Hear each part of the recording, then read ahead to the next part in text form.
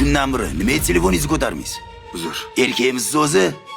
Menga qarang, notariusda qo'l qo'yganingizdan keyin, qo'lingizga pulni berganimdan keyin bir oyda chiqib ketaman dedingizmi?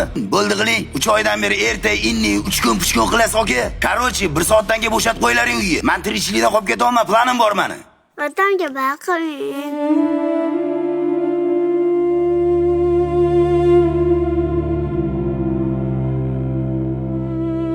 Bo'ldi qizim. Iltimos baqirmang. Bizga yana ozgina muhlat bering. Onasi bo'ldi, aralashma. Menga qarang aka. Vaziyatingizni tushuntirman. Lekin meni ham planim bor. Shundoq ham 3 oy sabr qilib keldim. Yetar. Aka, men bilmayman, 1 soatda bo'shatib qo'yinglar uyga.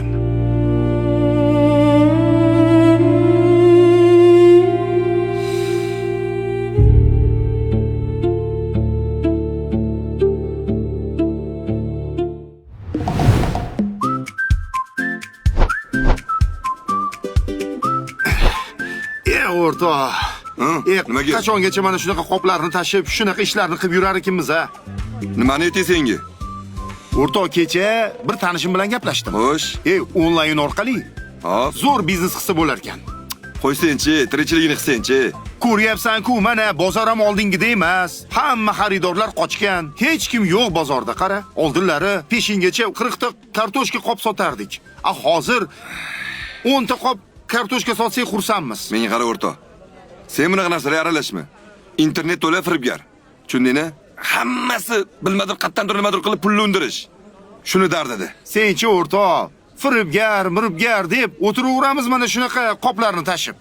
Xo'p, nima maslahat berasan? Nima demoqchisan? Topish kerak. Internetda variantlar ko'p-ku. Ha, xo'p.